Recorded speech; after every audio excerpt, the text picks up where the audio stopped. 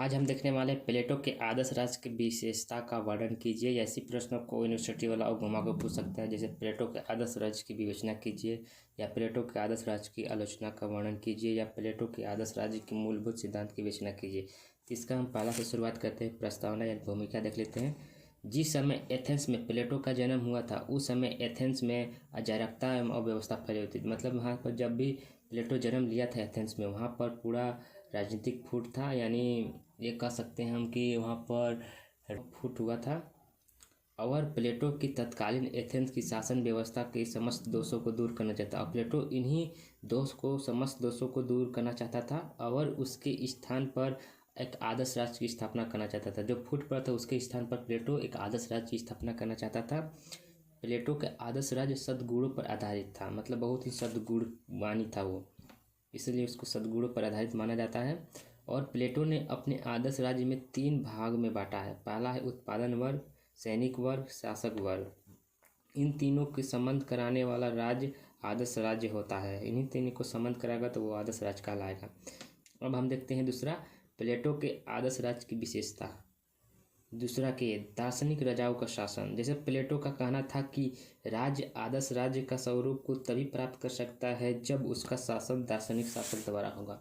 यानी कि प्लेटो ने एक स्थान पर लिखा है कि जब तक दार्शनिक राजा और राजा दार्शनिक न हो, उस समय तक नागरिकों को बुराई से छुटकारा नहीं मिलेगा। जैसे कि दार्शनिक शासक राज्य की दुर्बलता का अंत कर सकता है।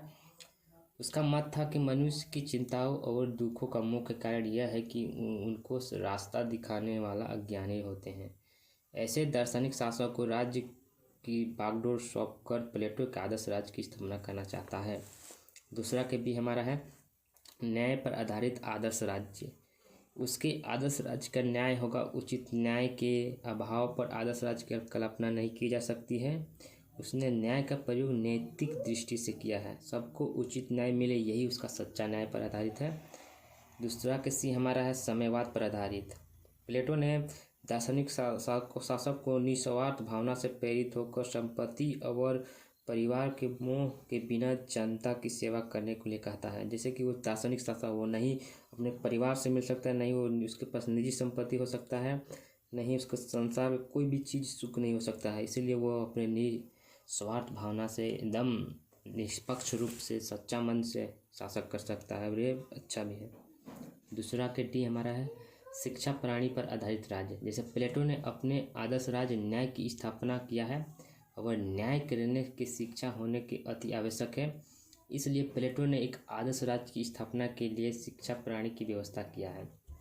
दूसरा की हमारा है स्त्री एवं पुरुषों को समान अधिकार दिया है। जैसे प्लेटो ने स्त्री और पुरुषों को समान अधिकार दिया है, दोनों को समान अधिकार देकर वो एक आदर्श राज्य की स्थापना करना चाहता है, ये बात साफ है। दूसरा की एफ है हमारा कानून रहित राज्य। प्लेटो के आदर्श राज्य में कहीं पर कानून पर रहित नहीं होगा, ये नहीं प्रावधान के लिखा गया है, बल्कि दंड की व्यवस्था राज्य में न्याय द्वारा की जाएगी। अब आज के लिए बस इतना ही।